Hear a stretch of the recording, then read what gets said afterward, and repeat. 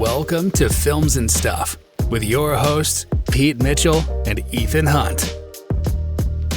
Ladies and gentlemen, welcome to Films and Stuff. We are back. I'm Ethan. I'm here with Pete. I'm Pete. And Pete, last week we talked about Top Gun, and I noticed that you are now sporting the goose/rooster tribute mustache. Very apt. I am. Timing was actually, I felt like making a change. I've got the mustache. So alongside goose and rooster, I'm going to go with another relatively flightless bird. You can call me Penguin. Pete the Penguin. Penguin Pete. Penguin Pete. Call sign Penguin. That's right. You know what? Speaking of our favorite fictitious characters, we have been waiting for this for not as long as we've been waiting for Top Gun, and not as long as we've been waiting for Mission Impossible, but still quite some time. Season 3, Amazon's The Boys is back, raunchier and crazier than ever. Seriously. Absolutely. Do not watch this with your mother. And honestly, maybe not with your significant other if he or she is a little bit sensitive to off-color jokes and some very graphic innuendo. Yeah? And I would emphasize in the innuendo, especially in the first part of the first episode. So anyone who's seen this, we just refer to the word termite, and you will know what we mean. If you have not seen it and you watch it, as soon as you will know exactly what we're referring to. I think no more is necessary apart from that, right? Indeed. It's quite the graphic. They outdo depiction. themselves. They really outdo themselves every year. Remember season 1? For me, the big graphic scene was when the Deep was like standing on top of that whale. And Butcher throttled the boat forward, and he basically went through the whale. And for me, that was one of the more graphic scenes. But every year, they seem to come up with one more thing that pushes the envelope. And maybe not just every year, maybe even every episode. There's always at least one or two moments that make you go, "Oh God!" Yeah. Every episode. Who's ever doing I don't want to say makeup, but whoever is that person who's responsible has an extraordinary imagination, and basically they've got a license to do whatever they want as long as it is graphic and liquid and lots of brain or body shrapnel flying everywhere. Agreed. So so what did you think? So Amazon's dropping this weekly, but they did so it's 8 episodes in total. Yep. They've dropped the first 3 episodes in a row, which is kind of like the model everyone's going with now. Mm-hmm. And then every episode from 4 through 8 gets released weekly every Friday.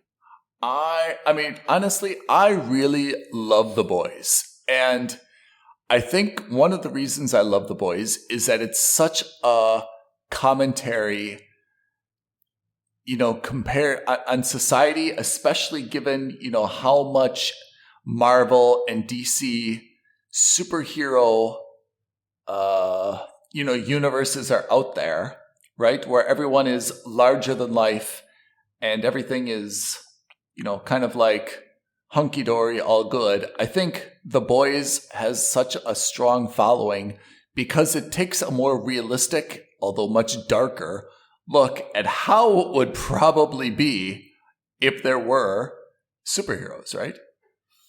Soups. Yeah, I think what you hit the nail on the head. It's to say that, look, this is an incredible depiction of satire. Yeah. Satire, but not parody. Yeah. Right? So it's not taking anything comedic to the point of, it's not trying to be comedic for the sake of being comedic.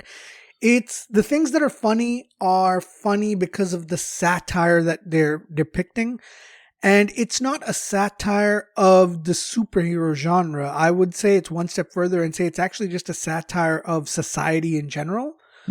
And we definitely see elements of that in, the first 3 episodes. I think specifically in episode 2, where they're satirizing, the quote unquote woke movement. Mm-hmm. They're satirizing the quote unquote exploitation of said movement by corporations, the political system, and, the interconnectedness between politics and the government and corporations in society. It's just a really dark, but somehow connected to reality look on the way things are presented today in our real world, which is why it's such a good satire. Yeah. I mean, do you also feel, though, that for me, the thing that it pulls off, which is really, really difficult to do, is to take any villain or any good guy and loathe them and feel pity or sympathy at the same time. I think Homelander is a good example where he is repulsive. I mean, he's intentionally so repulsive that as you say, it's a satire because they intentionally make him cold and egotistical and narcissistic. At the same time, it's a little bit hard not to have at least a twinge of sympathy for the guy, given that he was essentially a test tube baby, that everyone is, basically forced, to live a certain way, who obviously doesn't have any friends, can't relate to people, and the whole world, or at least, the America kind of looks up to him and expects him to have certain responsibilities. There's a twinge, I think, of sympathy for him. Similarly, his counterpart, which is Butcher, right? Billy Butcher, is supposed to be the good guy. Yet he's so repulsive in his own way. It's hard to really root for him as a good guy just because of everything that he does. Yeah, Huey is maybe the only sincerely decent chap on this whole series. Yeah, I think that they present Huey as the everyman. I think Huey's supposed to be us, right, as the viewers, which is to say he's the one that we can relate to the most cleanly. Yeah. But I don't know. So I know we touched upon this very, very quickly before we started recording. I saw series 1 and series 2. Because series 1, especially because it was still a relatively new IP for me, I have never read any of the graphic novels, so I don't know where, these characters are coming from. Of course, it's not hard to figure out where they're coming from because it's such a clear satire of the Justice League, of the Avengers, of, current political positioning. But, so season 1 and season 2, I binge watched in one go. All right. And so it was, when I say one go, as in when season 1 came out, I saw all 10 episodes in one row. Then last year when season 2 came out, I saw all 10 episodes in one row. So it's not, the thing is that the villains are so cartoonishly evil. Yeah. Who's your villain? Which of course is the point who is a villain though? That's the problem. The good guys are really the villains. No, that's the thing is they're like the anti-heroes, right? Yeah. So I think for me, obviously the bad guys for me are the Vought Corporation. Yes. Right? And then of course anyone really kind of running it and managing it. You saw it was Elizabeth Shue in season 1, and then you see that it's a little bit of A-Train because there was that A-Train versus Huey dynamic in the first season. Yeah. Then you also have elements of these superheroes who are doing vile, despicable things, the invisible guy who's stalking women in the women's bathroom, and then the Deep, who was doing a lot of sexual assault, practically speaking, on the others. And that gets referenced in this season as well, right? So you have all these villains. So anyway, getting back to the point was, even though every episode ended and sometimes the villains were up, sometimes the good guys were up, you weren't sure who was up, who was down. By the end of the season, there was a clear quote-unquote victory for the good guys, right? Mm-hmm. Especially, for example, at the end of season 2, when you have that great fight sequence between, all the the quote unquote anti-heroes versus Stormfront and practically just Stormfront. Yeah. They're not shy. They're not shy about making Stormfront a certifiable Nazi, right? They're not. Yeah, exactly, right? She believes in the eugenics idea and all that sort of thing. So in that sense, it's fine. But then at the end of episode 3, I realized that, okay, we've got another 7 weeks of of TV series to watch. It's going to be 1 episode a week. Honestly, I felt a little bad at the end of episode 3. And not bad because this was a bad show. In fact, the exact opposite. I felt bad because it's such a good show. Which is to say that at the end of episode 3, I just felt really grossed out by what was going on with Homelander, with what's going on with, not Stormfront anymore, but with just the Vought Corporation in general. Yeah. And to your point, I also kind of felt bad with what's going on with the Butcher because, he's acting like a jerk towards the kid because, he doesn't want to create any attachment issues. And I don't know, it turned out like there are no winners right now. There are no winners in the show. And the losers there are no losers either by that same thing. But the bad guys are just so bad that I felt kind of icky and grossed out by it. And to give you context, I think this has also got a lot to do with the fact that I just watched 4 seasons of The Handmaid's Tale. Oh man, that'll bring you down. And that show that will bring you down. Is not designed to make you laugh in any way, shape, or form. No. It's a great series, but man, it is. There were times where I was just like, I needed to take a shower after I watched episodes. You and I talked about Handmaid's Tale, and I think that's one of the shows that you had not seen, and I recommended it to you. What did you rate? What did you rate Handmaid's Tale? Oh, I would subscribe to Hulu for it. It's incredible, right? It's unbelievable. It is. I'm glad that it's on my Q fillers list. Yeah. And I highly recommend it to anyone who hasn't watched it. Yeah. But I will say it is dark. It is really dark. There are lots of parallels to certain elements of society. And I'm not just talking about U.S. society. I'm talking about society in general, ultra-conservative society. There's lots of parallels to the real world. And it is like when you sit down and think about what's happening to these characters and these actors, it's gross. It's really gross and it's so disheartening. And if you stop without watching it throughout the entire thing, you're going to be you feel emotionally scarred and tired by the end of watching it. Yeah, that's true. I have to say the thing I really feel that show got right is that, a lot of shows have a very interesting premise, but then that premise doesn't really fill out. It's like they're kind of like a one-trick pony.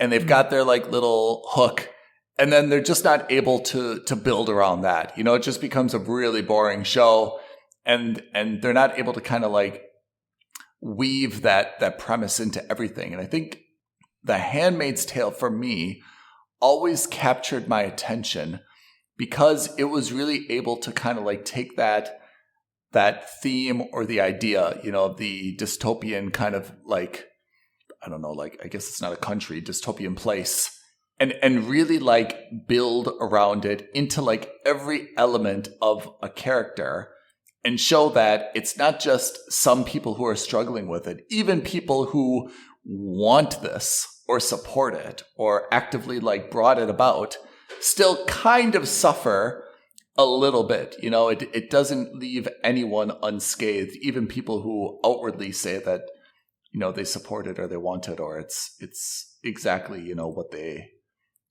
wanted. And that to me, I think is the brilliance of the show, is that it's able to kind of keep our attention on that. And it doesn't kind of just drop that, one trick pony.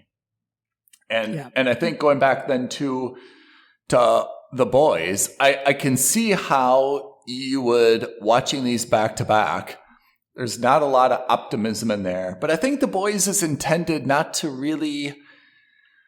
It's not intended to bring you down. I mean, yes, there's a lot of stuff that's pretty like repulsive and repugnant. There's a lot of behavior that obviously, no one would condone. And it's, as you mentioned, it's meant more for shock value, than to be taken, like seriously or literally. But I find that all the characters have really been developed well. How many shows Absolutely. how many shows have you and I watched? And we're kind of like, well, there's 2 main characters, and then there's kind of 3 filler characters. We haven't really met them, and then there's no one else. If you this is only like the start of the 3rd season, but let me go through the list of characters. And I bet we know something about all their personalities, right? Billy Butcher, Homelander, Queen Maeve, Mother's Milk, Frenchie, maybe not Black Noir so much, Stormfront, Huey, Annie, Starlight, right? A-Train, The Deep, Kimiko, who's still a little bit of a mystery, Ashley, right? The PR lady who's just like hopeless, right?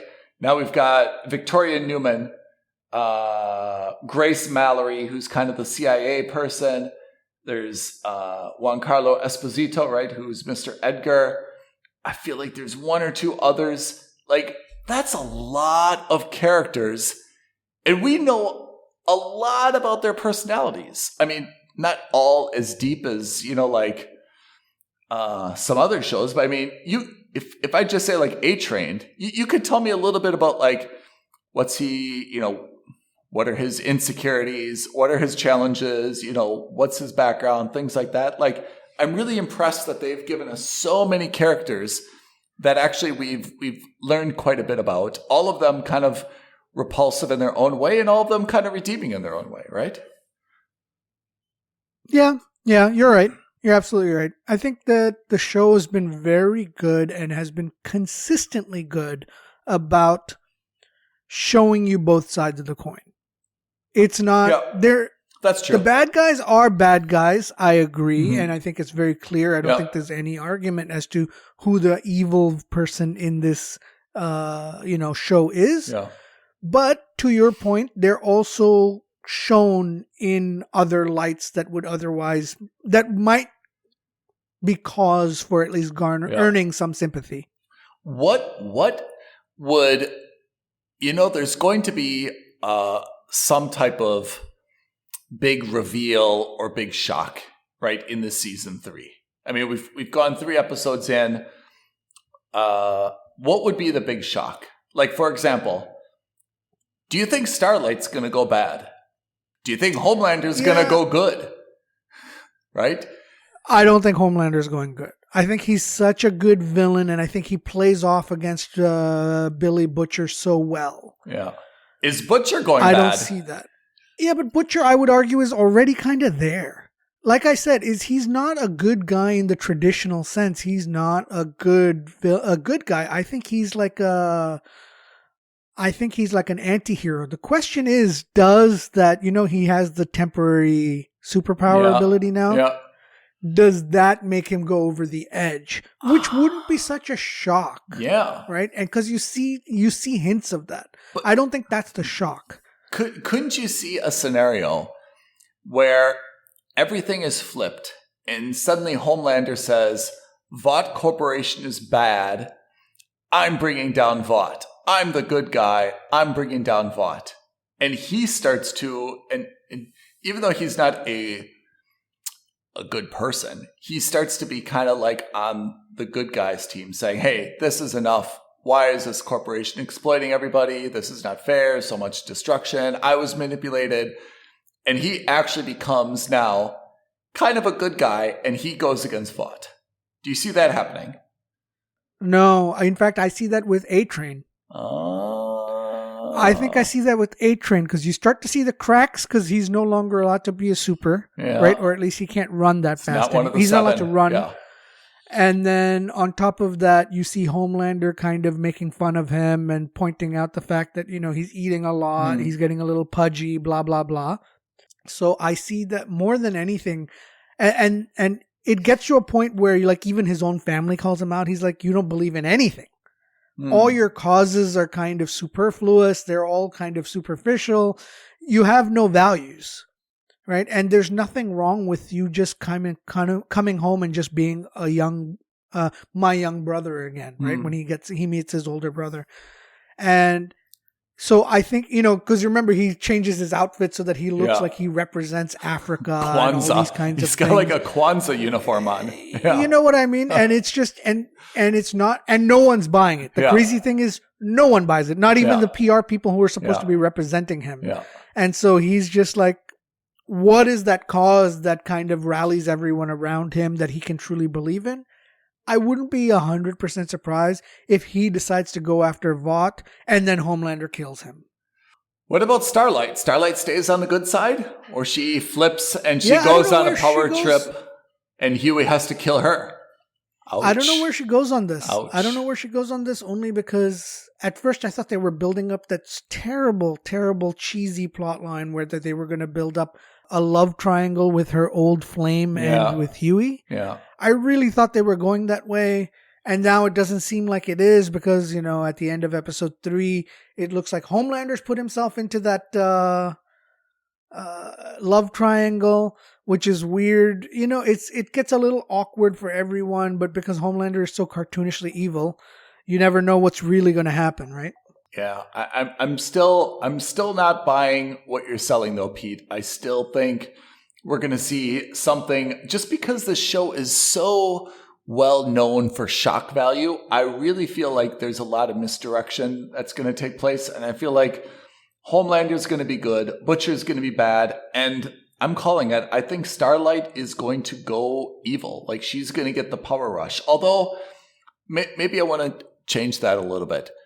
I think it's kind of going to be a 3-way where Butcher's maybe not joining Vought, but maybe he's just kind of like his own entity, And there's kind of like Homelander against Vought, Butcher against Homelander, and Starlight kind of like takes up the torch for Vought now. Every good show that has a lot of conflict always has kind of like simultaneous conflicts at the same time. It's never like symmetrical warfare, right? You're right.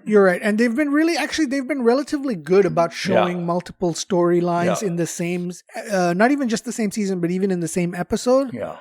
And they've been relatively well balanced. Like in season 2, it was that, the Deep is in his, small town somewhere and he gets taken in by that church, right, and he has to escape from that. So there's a lot of potential. And there's also Victoria Newman, right? Victoria Newman, who's now the head of the Victoria Newman thing. She's got a relationship with the head of Vought. But do you think the head of Vought is a soup? I don't think so. If he were by now, I think they would have shown it. They at the same, the good one thing about the boys is that their quote unquote cliffhangers they don't hold much back, and it's not a knock against the show. It's because they don't need to. I think if he were a soup, I think he would have shown it by now. What about Grace, the CIA operative who's taking care of Ryan? You think she's a soup? Do you think she's anything special? I don't think so. I really don't think so. She's got such a... Maybe, but I don't see it. Yeah. I feel like there's one... maybe there's a new character who's going to be introduced. Kimiko. Well, we're going to see a lot more of Soldier Boy. Yeah. I don't think Soldier Boy is dead like they say they are. I think he's around somewhere. Yeah. I think that this is going to be a parody of like the Winter Soldier in the Marvel universe. He was taken to the Soviet era USSR. Yeah. And then he was, frozen in some kind of capsule for use and indoctrinated. And I think that's probably going to be the quote unquote plot for the B part of the movie, B part of the series. And then I think that it ends up that maybe what happens is that, Butcher has to go into a temporary alliance with Homelander to defeat Soldier Boy. Yeah. Yeah. Right? because they think that Soldier Boy is the key to killing Homelander, but then it turns out that Soldier Boy now has become the supremely evil guy who is controlled, who's got this like brainwashing thing done to him by the Soviets. So he has to kind of team up with his enemy to get the job done. Maybe. How would you feel if you were Kimiko, the lady who she's been in every episode. She does not speak. Yeah. How do you feel if you're approached for this? Say, Pete, we really want you in this series. By the way, good news, bad news. Good news, you don't have to memorize any lines. Bad news, you have no lines. Are you like, I don't know. That's not really for me. Or you're like, oh, this is great. Like I get to work on my real nonverbal acting skills, my paralanguage skills, communicate with my gestures and stuff. How do you feel about that role? I feel like it's very diminishing to an actor or actress to say, like, we just don't want you to speak. Ever. Not like season 1, not season 2, like, we just don't want you to speak. It's disheartening, right? Maybe. I don't know, actually. I don't know. Because even though she doesn't have many quote-unquote lines, she's still an integral part of the team. Yeah. She's still a very good actor, and she still gets her hero moments in not every episode, but in most episodes. And, acting isn't just about speaking. Like, when she has that moment with Frenchie where she's talking about how she's broken and why don't we just run away to Marseille, that kind of thing, you get the feeling because I think I got the feeling like that they were in love with each other, but they couldn't express it, and that they were going to become a couple. Yeah. But now I think it's like they're more like friends. More than that. Yeah, they're like really, really close friends in the Yes. sense that she can confide in him. He takes care of her. She takes care of him. And it's one of those things where they're just kind of looking out for each other because they're both equally broken in their different ways. Like those scenes were very good, even though, it was all subtitled with her using sign language. I thought those were very, very good scenes for her. Who's your favorite character so far? Oh, probably Frenchie. I really like Frenchie. I like the Deep. I know that's a little bit wrong. I mean, he's a bad guy. But there's something, for me, there's something really genuine about the Deep.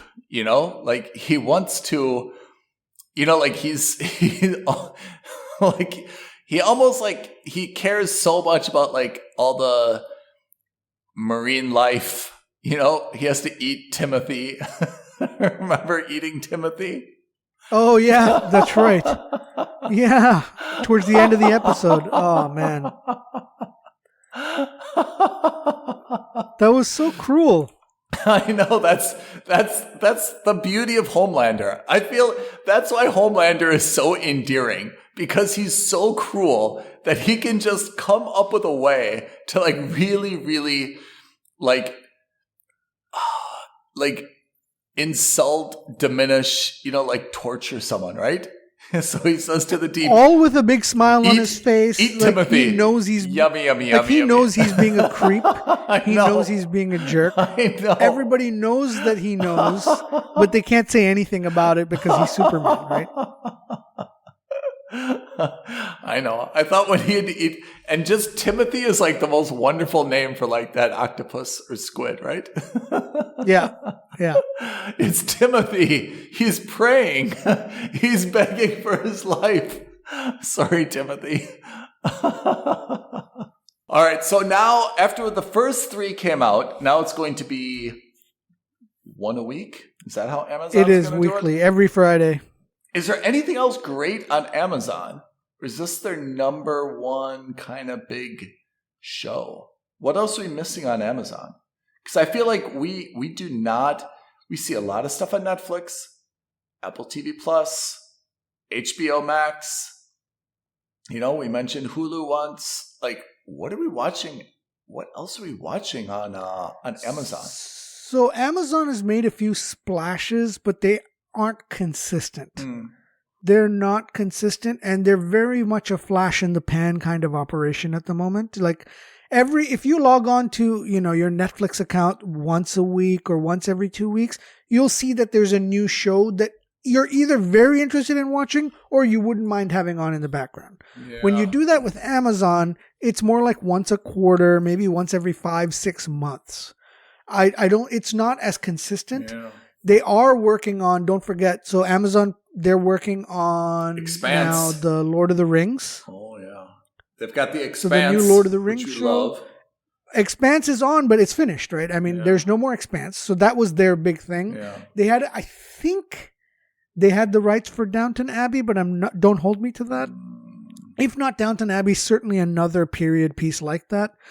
But in terms of like prime, in the news shows, they'll have 1 or 2 every once in a blue moon, and that's it. I've heard like 000. Honestly, I've heard 000 is good. that's the crazy thing. I haven't even heard of it. Oh, I heard 000. Like not the letters or not the numbers 000, but the Z. But actually written out. ZERO. I heard. Yeah. I heard it's. So that's not bad. Amazon also, the thing is that their marketing is woefully inconsistent. Yeah. I don't hear about Amazon shows anywhere. And like if I have YouTube on in the background, for example, Netflix, for example, is very good about dropping clips, about dropping trailers very often. Amazon, not so much.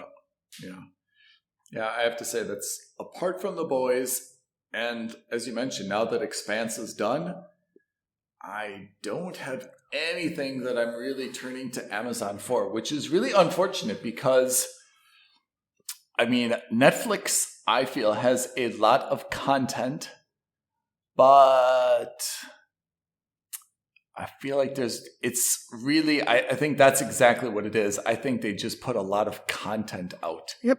It's a numbers game for them. I watched, I wouldn't say I watched it. I started watching something called it's just called Interceptor. Have you heard of this? No. So it was recommended to me on Netflix, and good for Netflix recommending things. It's very similar to our fictitious movie, Pete, Vessel.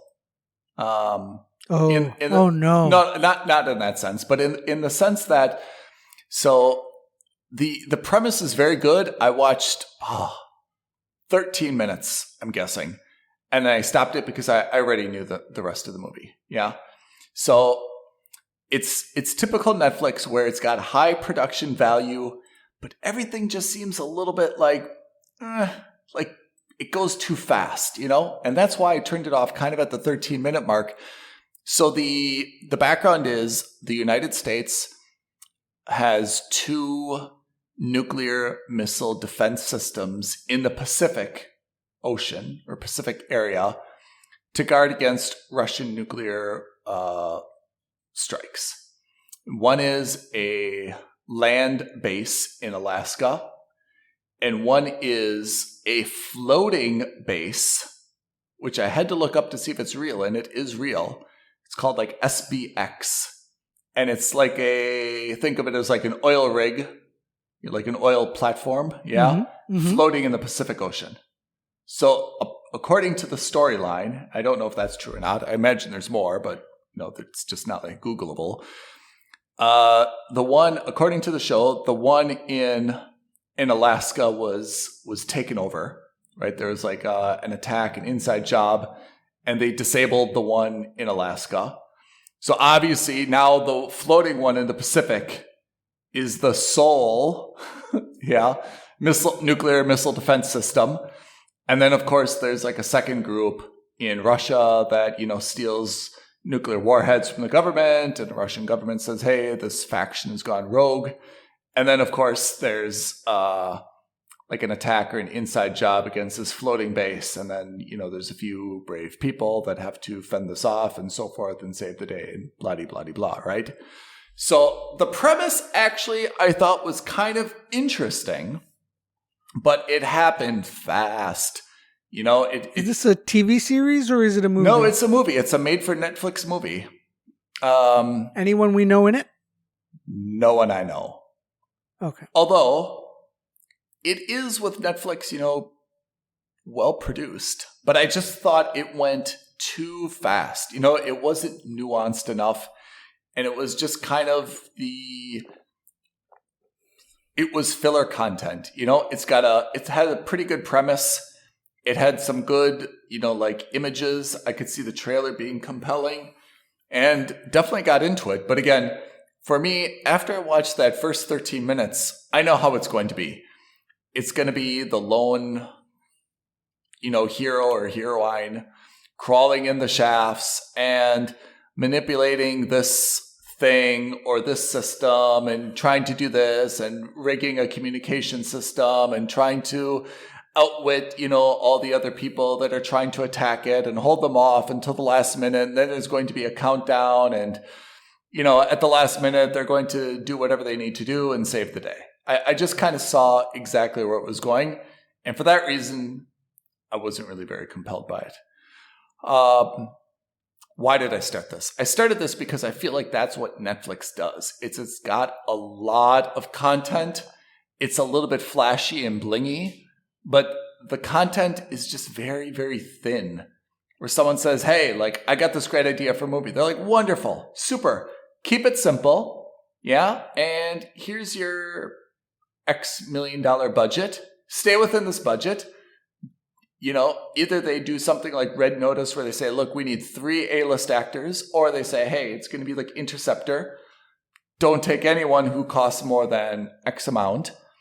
And they just churn these things out and they say, hey, at least we've got a rom-com, a coming-of-age story, a thriller. A spy thriller, yes. An espionage. Yeah. Yes. Yeah. And it's more of it's smart, but it's more of a numbers game and it's less of a, hey, is this a compelling story? Are we making art? Are we making something people are going to love? And for me, it's more like, hey, we've got to keep Pete and Ethan subscribing.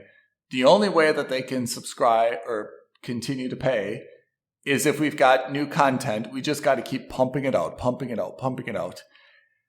I understand where it's coming from, but I have to say, I just find that some of these things are flat. And I think watching a movie that doesn't give you any type of emotional response, for me, it almost has the opposite effect. I say, if I don't see anything good, okay, fine. I'll log out and then I'll check again. If I watch something I don't like, then I kind of become frustrated with myself. I'm like, why am I paying this? I just wasted an hour and a half of my life. That wasn't very good at all. Bunch of crap. I don't need this anymore. I find I have the opposite response if I watch something bad. But that, like you said, it's a scattergun approach. Netflix is, we don't know if we can hit the target, so we're going to fire a bunch of small missiles at it and see if one of them hits and consider that a success. I think Apple is more they're more like a handgun or a sniper, which is to say we fire once every 10 minutes, but we damn well hit the target every time. Interesting military analogy. Well, and then I think Amazon is, honestly, sometimes I feel like Amazon's throwing a spear while everyone's got guns. Yeah. In the sense that it's just so random. You never know what's going to hit. When it hits, it's devastating, but otherwise it's just it seems almost like a non-combatant in these games. Yeah. Anyway, so that's that. I would say, going back to what we were talking about, The Boys is, with all expectations. Don't say it. Okay. It is a must watch. It is a must watch. It is definitely a must watch. I think that, coupled with my mindset that I was coming in from Handmaid's Tale, being in a dark place, and then also coupled with the fact how episode 3 specifically ended, I was just a bit not in a bad way, but I felt a bit sad.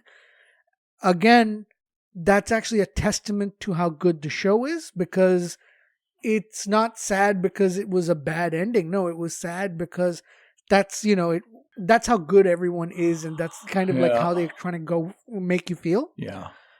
I expect to feel fully content and satisfied at the end of episode 10 or episode 8 rather. So for the next 5 weeks, I think it's going to be wonderful. I just don't. What's your ideal end game? How would you feel? What outcome would make you feel like completely happy and satisfied with the series finale of The Boys? Honestly, I don't know because I don't know how many seasons they plan on going with this. Let's just say it's ending. The next episode, how do you want it to end? Who do you want to live? Who do you want to die? How do you want it to be? What I think would be not good in the sense that I wouldn't want Homelander to die, but if he somehow loses his powers, so that he's forced to reckon with being a normal human being and understand what it's like to be at the mercy. The thing is that he never gets his just desserts, right? And that's the thing about this, is that you're compelled to watch this because you want to see how he's going to react to the victimization that he causes upon him, he does to other people. That's solid. Right? So I don't want to see Homelander die because he is a good character, which is to say he's so evil that, he's a compelling villain. But at the same time, I think if you somehow find out that, that they've got the power to take away his superpowers, that is a very, very devastating way for him to go. All right. What about Starlight? What about Huey? You want them to stay together? Yeah, sure. I like them together, and I think it's particularly because I really like Jack McQuaid. I think he's doing a very good job as Huey. I like the idea of them together organically. Like, I don't like this. That's why I was getting a little frustrated because the show is not a cliched show. And at the first 2 episodes, when they were kind of teeing up this love triangle thing, I was like, it's such a cliched thing. Like, I don't want to see that again. Yeah. At all. And I'm glad they didn't go that way. Yeah. It's also a cliche, though. I mean, maybe this isn't a cliche in life, but I mean, you can imagine it, like the strong, beautiful, female superhero and kind of the nerdy, just a lovable, good, decent guy, like every man with no power, right? Which is also a little bit cliched, which is, she has to open the jars for him. Maybe it's because she closes the jars and she's stronger. But the point is like... Yeah, I like your idea. Yeah. If she goes evil, if she's the one who ends up going full on evil, I like that idea. Because that subverts expectations as well. Yeah. And, she's always portrayed as this like...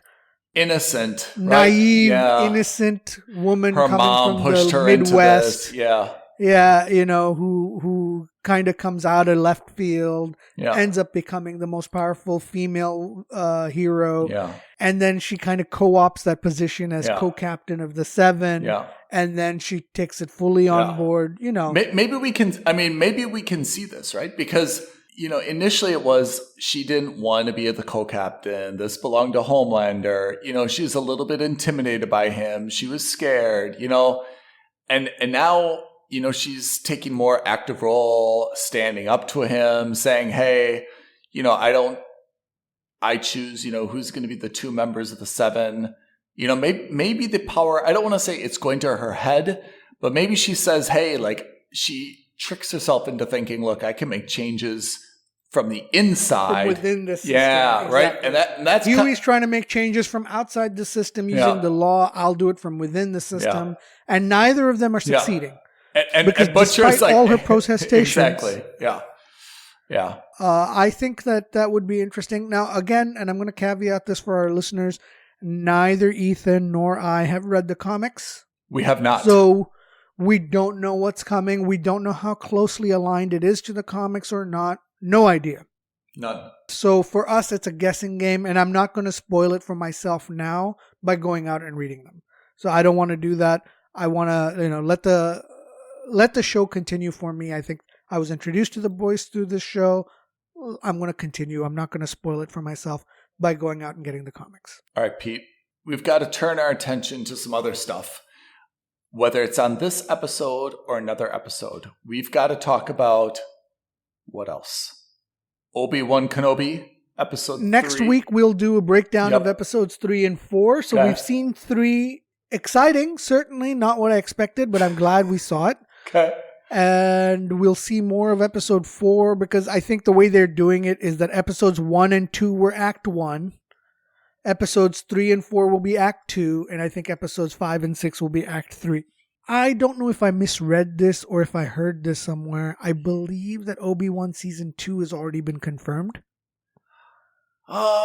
Do we need a separate episode to break that down, or should we break down some of the general points now? What do you think? Is this justify its own episode, or are we not ready? What, for the season 2 announcement? Not just for season 2, but more than kind of like the granular step-by-step plot stuff. How do you feel generally about how Obi-Wan has been portrayed? Like, Yeah, I think that's a separate episode. yeah. I think that, when we do the recaps, we should take a chunk of time for doing that because that is an interesting way forward. I know what you mean because there is a little bit of dissonance. The Ewan McGregor of episode 3 is a far distance away from the Alec Guinness of A New Hope. Yeah. Right? Yeah. There's a lot of gap. Yeah. So I agree with you, and I think that's the source of maybe some consternation for you. I'm with you 100%. Yeah. So we have to see how this goes, which is why I'm saying let's hold off. Let's see what happens at the end of Act 2. Let's see what happens in Act 3. And then I think that's definitely something we should have a wider discussion about. We should have a wider discussion about that. Okay. So upcoming episodes, we are going to be talking about Star Wars Obi-Wan. We're also going to have a pre-breakdown of Jurassic World Dominion.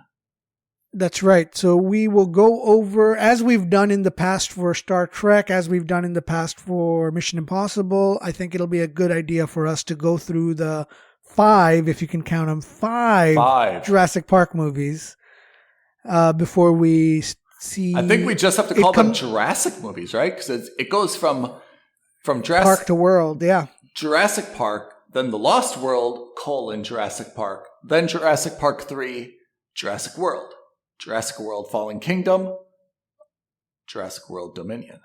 So a lot of, it's just the Jurassic series. Yeah, you're right. So just like the Fast and Furious, just like the Fast and the Furious did this thing where it was Fast and Furious, then it was Fast and Furious 2, otherwise known as Too Fast, Too Furious. And then there was Tokyo Drift. Then there was Tokyo Drift, and it was like, whoa. What was 4? So here's the crazy part. The first one was The Fast and the Furious. Yes, I think 4 was Fast and Furious without the. Yes. And then 5 was Fast 5. Fast 5. And then after 6, and then starting with 6, I think they said, like, come on, let's have like a proper naming convention, right? Ish. Because it's just like the Fast and Furious 6, the Fast and Furious 7, the Fast and Furious 8, Fast and Furious 9. Well, no, Fast and Furious 8 was The Fate of the Furious. Oh my gosh, hold on, I've got to look this up. Fast and Furious. Right, because it was F8, which is Fate. Yeah. Oh, F8. You're right. Oh man, yeah. So for Jurassic, it's The Fast and the Furious. Then it was Too Fast, Too Furious. The Fast and the Furious, Tokyo Drift, Fast ampersand Furious, Fast 5, Fast ampersand Furious 6. Then it was Furious 7. Yes. The Fate of the Furious. And then it's just... Oh, well, there you go. And then it's just called F9. And then it's Fast X, Roman numeral X for 10. Yeah, I was hoping they'd go Fast 10, fasten your seatbelts. Oh, that's not bad. That's not bad. Yeah, so let's do a Jurassic World /Park /Dino breakdown. Let's do a Dino breakdown next episode. I love it. Perfect. So thanks, everybody. Indeed. This has been Films and Stuff. Pete. I'm Pete the Penguin. Pete the Penguin. Still rocking the tribute mustache to Rooster and to Gooseman. We got to think what you're going to rock in honor of the boys or in honor of Obi-Wan. To be determined. To be determined. I need to get one of those Padawan rat tails. You need the potato sack. You need the... All right, everybody. Thank you for joining. Thanks, guys. Until next time. Bye. Bye. Thank you for listening to another episode of Films and Stuff. If you haven't already, please subscribe and review on Apple Podcasts, Spotify, or wherever podcasts are downloaded. Films and Stuff. There is no substitute.